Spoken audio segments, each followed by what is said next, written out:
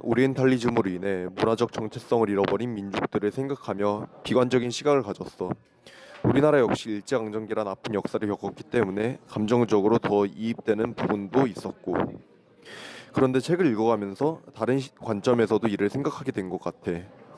나는 그 당시에 기득권이 추구한 오리엔탈리즘과 이에 맞선 내셔널리즘이 본질적으로 다르지 않을 수도 있겠다는 생각이 들었어. 두 개념 모두 경계를 형성하고 그 경계 안에서 자유롭지 못하다는 공통점이 있다고 느껴서 윤리적인 판단에서 벗어나 생각한다면 둘 모두 똑같은 형태로 여겨질 수도 있지 않을까 싶었어. 그렇게 과정은 아쉽지만 물리적으로 돌아갈 고향이 없는 망명자야말로 이 경계와 그 균열에 얽매이지 않고 진정으로 자유로울 수 있지 않을까 하는 생각이 들었어. 맞아. 나도 그 책을 읽고 나서 가장 먼저 든 생각이 우리나라가 일본의 강제적인 통치를 받았던 시대가 좀 생각이 났던 것 같아. 우리 젊은 세대가 직접 겪지는 못했지만 과거 선조들은 직접 겪었었던 일이잖아. 그 시대의 선조들은 책에서 말한 망명자가 아니었을까? 라는 생각이 들었고, 그들은 실제로 탄압에 항거하며 독립활동을 하기도 했잖아. 거주지가 들켜 위험해지면 다른 곳으로, 심지어는 국외로 이동하면서 운동하기도 했었는데, 이 모습은 책에서 말하는 끊임없이 이주하며 경계를 넘어가는 것을 통해서만 자신의 정체성을 유지할 수 있는 주체와 유사해 보였던 것 같아. 그렇다면 선조들은 망명 상태에서 어떤 헤테로토피아를 본 것일까? 아마 그들은 식민지화, 그러니까 다시 말해서 일원화시키려는 일본의 체제에 항거하며 그 체제를 뒤흔들고 언젠가 다시 되찾을 대한민국을 본 것이 아닐까라는 생각이 들었던 것 같아. 유대인들도 디아스포라 상태로 세계 곳곳에 흩어져 있었지만 그 속에서도 스스로 삶의 주체가 되면서 본질과 구조를 분절화했고 결국 우리처럼 나라를 되찾았잖아.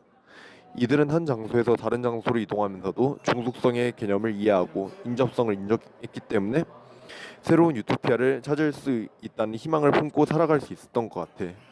결국 헤테로토피아의 개념처럼 경계 밖에서 경계를 바라보고 그 균열을 인식하면서 다른 본질과 구조를 분리시킬 수 있다는 태도가 중요하다는 결론을 내리게 되었어. 또 하나 짚고 넘어가야 될 사실이 이 오리엔탈리즘 넘어서라는 책이 96년도에 등록된 책인 만큼 현대사회의 막대한 변화를 담지 못했어. 그리고 제1교포인 강상주 씨가 저자여서 한국 내의 상황에 초점이 맞춰지지 않았다는 한계도 있는 것 같아. 나는 그 당시 오리엔탈리즘도 사람들의 무의식에서 에드워드 사이드의 책을 통해 발견됐듯이 아직까지도 무의식 속에 느낄 수 있는 것을 우리만의 또 다른 오리엔탈리즘이라고 정의할 수 있을 것 같아. 한국에 존재하는 일상적이고 보편적인 오리엔탈리즘이 어떤 게 있을까?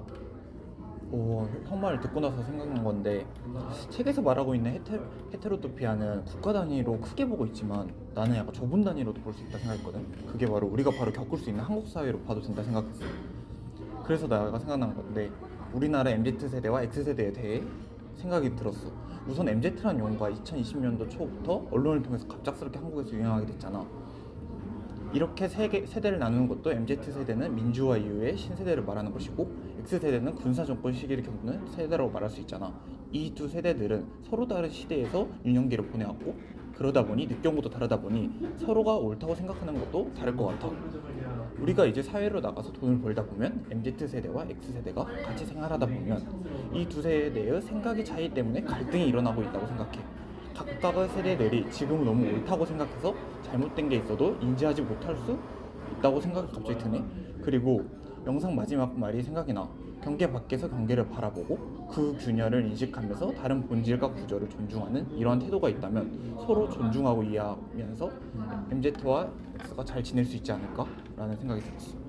그래 어떻게 보면 헤테로토피아의 개념을 세대 갈등으로도 바라봤는데 그런 보편적인 것들을 어떻게 극복하고 변화해 나가야 될 것인지 이제 좀 집중해봐야 될 것 같아. 나는 근데 가장 쉽고 정확한 길이 교육이라고 생각하거든.